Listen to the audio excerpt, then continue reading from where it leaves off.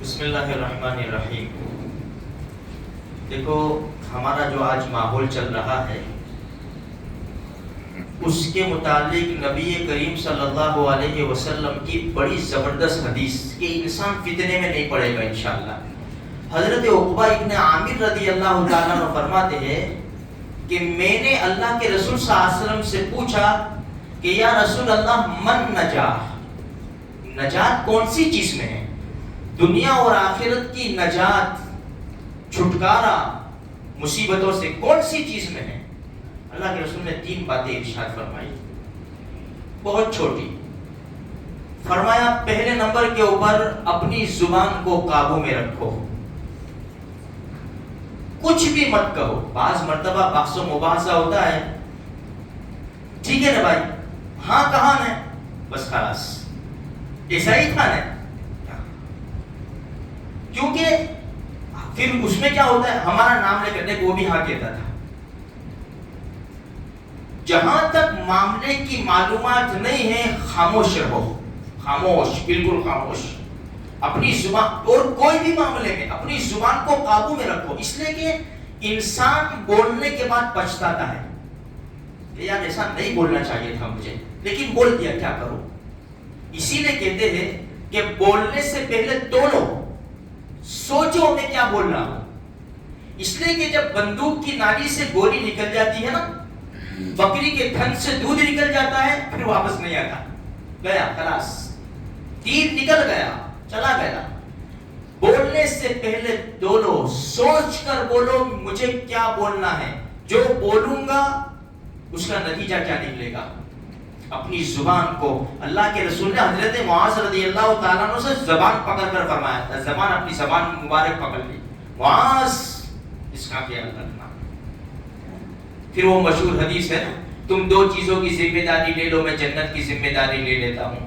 ایک 2 جبڑوں کے درمیان ہے وہ یعنی زبان، 2 رانوں کے درمیان ہے وہ یعنی شرم کا۔ تم 2 چیزوں کی ذمہ داری لے لو، اللہ کے رسول فرماتے میں جنت کی ذمہ داری لیتا ہوں۔ اپنی زبان کو قابو میں رکھو، نمبر 1۔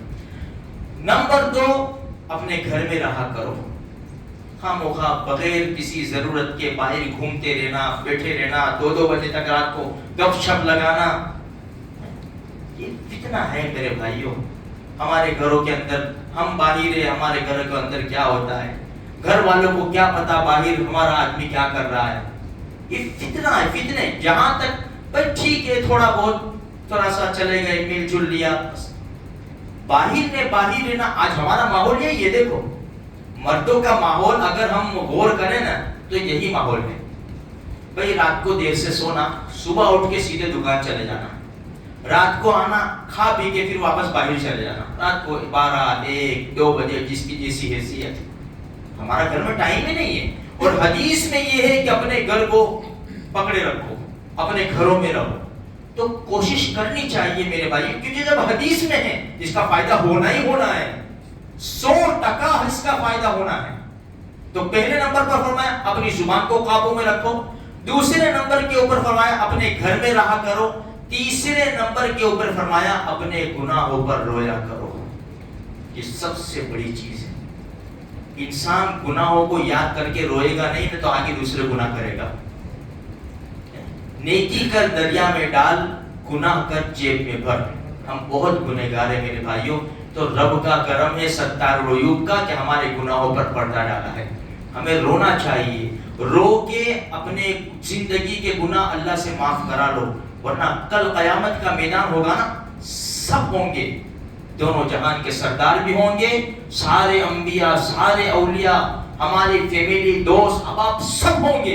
اگر ان کے سامنے راز فاش ہو گیا، ہمارا کیا ہوگا؟ کتنی شرمندگی، ذلت، رسوائی اٹھانی پڑے گی۔ اس لیے اپنے گناہوں پر رو، اور جو انسان اپنے گناہوں پر روتا ہے نا، اللہ کو بڑا رحم آ جاتا ہے، بڑا رحم آ جاتا ہے اور معاف کر دیا کرتا ہے میرے بھائی۔ اس لیے اس حدیث کے اوپر ہمیں پوری کوشش کرنی چاہیے کہ ہمارا عمل ہو۔ اور دیکھو حالات بڑے نازک ہیں ملک کے بھی، یہ شب جمعہ ہے، اللہ کے رسول صلی اللہ علیہ وسلم نے ارشاد فرمایا جس نے جمعہ کے دن سورہ کہف پڑھی اس ہفتے میں آنے والے ہر فتنے سے اللہ حفاظت فرمائے۔